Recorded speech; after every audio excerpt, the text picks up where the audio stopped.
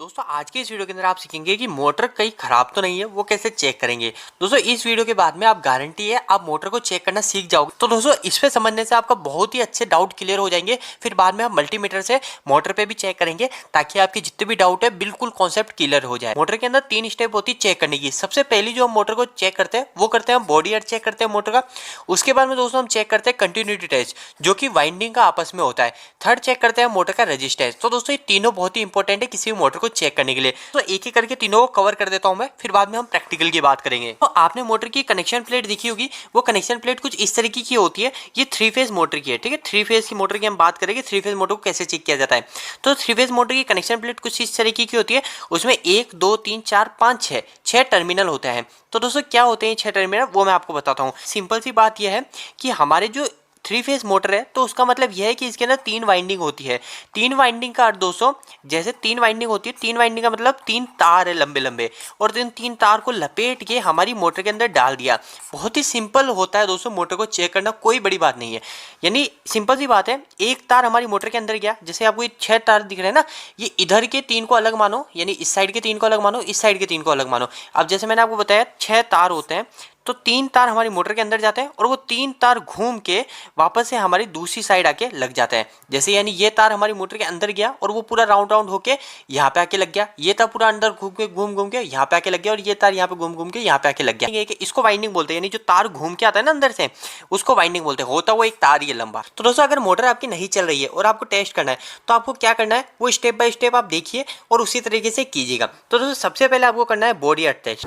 तो दोस्तों इस मोटर को हम 3 तरीके से टेस्ट करते हैं, वो तीनों हमको आने चाहिए। तो दोस्तों ये एक 7.5 HP की ABB कंपनी की मोटर है और हम इसको चेक करते हैं। तो दोस्तों सबसे पहले हम जो मोटर को चेक करेंगे, इसके अंदर 3 वाइंडिंग होती है। तीनों वाइंडिंग को ये मोटर बॉडी एयर तो नहीं है वो हम चेक करेंगे। तो दोस्तों बॉडी एयर चेक करने के लिए आप सबसे पहले जो मल्टीमीटर है, इस मल्टीमीटर के अंदर हम इस मल्टीमीटर के जो नॉब है, इस नॉब को हम बजर पे लाएंगे। यहाँ पे आपको दिख रहा होगा बजर, इस बजर पे हम मल्टीमीटर के नॉब को लाएंगे। तो इस बजर पे मैंने इसको लगा दिया। तो अब क्या होगा इससे, तो दोस्तों इससे ये होगा, जब भी मैं इन दोनों वायर को शॉर्ट करूंगा तो यहाँ पे मेरे इस मल्टीमीटर में से कुछ साउंड आएगी। अभी आपको साउंड क्लियर नहीं पाएगा। तो दोस्तों यहाँ पे जो वैल्यू है, यहाँ पे वैल्यू चेंज हो जाएगी। अभी देखिए जैसे मैं इसको टच करता हूँ तो यहाँ पे वैल्यू चेंज होती है, और वापस हटाता हूँ तो वापस से वैल्यू 0 हो जाती है। तो दोस्तों इससे क्या, हम सबसे पहले मोटर की बॉडी अर्थ चेक करेंगे, कहीं मोटर की कोई वाइंडिंग आपस में कहीं बॉडी पे तो अर्थ नहीं है। तो बॉडी पे अर्थ करने पर भी हमारी मोटर बार बार ट्रिप हो रही होती है। तो दोस्तों हम क्या करेंगे, जो 6 टर्मिनल है, 6 टर्मिनल पे एक वायर को हम कोई से भी एक टर्मिनल पे लगा देंगे और दूसरे वायर को हम एक बॉडी पे लगाएंगे। तो ये बॉडी पे हमने यहाँ पे लगा दिया, तो हमारी मोटर में कोई भी, हमारे मल्टीमीटर में कोई भी रीडिंग नहीं आ रही है। तो मतलब हमारी ये जो वाइंडिंग का सिरा है,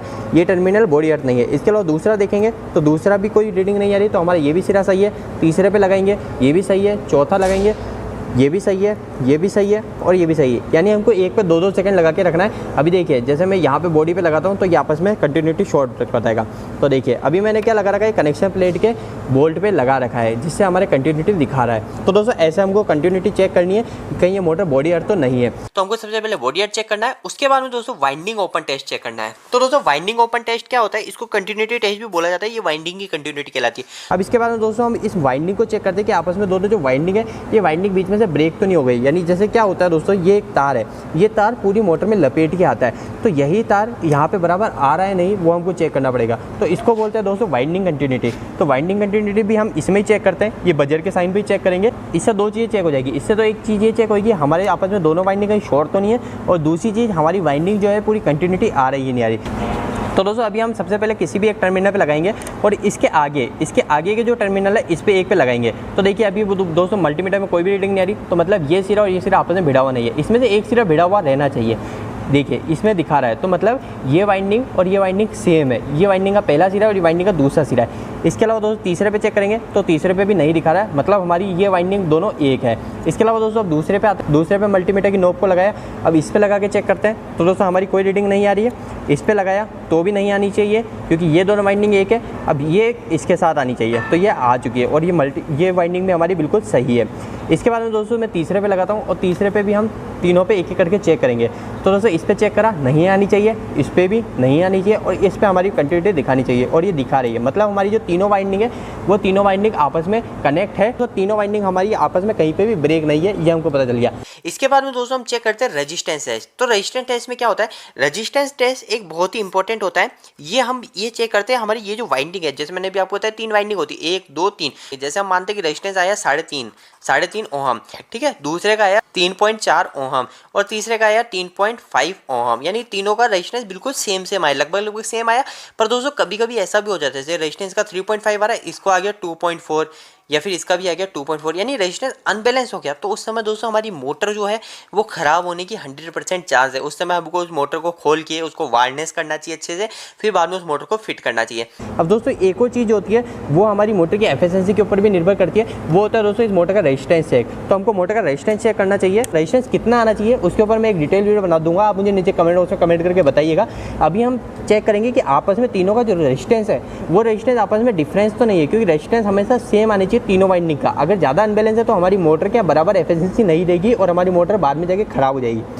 तो दोस्तों अब मैं इस मल्टीमीटर को रेजिस्टेंस पे सेट करता हूँ। तो रेजिस्टेंस का साइन ये है, यहाँ पे ओम बना हुआ है और ये इसको मैंने इसकी नोब को रेजिस्टेंस पे कर दिया, ठीक है। रेजिस्टेंस पे करने के बाद दोस्तों अब मैं इसको रेजिस्टेंस मोटर का चेक करूँगा। तो यहाँ पे मैंने सबसे पहली वाइंडिंग पर इधर लगाया और वाइंडिंग के दूसरे सिरे पर मैंने लगाया। तो यहाँ पर जो रेजिस्टेंस आ रहा है वो आ रहा है दोस्तों, तो दोस्तों जो मेरा रेजिस्टेंस आ रहा है वो आ रहा है 3.7 ओम। इसके बाद में दोस्तों मैं दूसरी वाइंडिंग पे लगाऊँ, दूसरी वाइंडिंग के ये सिरा और इस पे लगाता हूँ। तो दोस्तों जो मेरा रेजिस्टेंस आता है वो आता है 3.5, 3.3, ये धीरे धीरे डाउन हो रहा है और ये 3.3 ओम आ गया।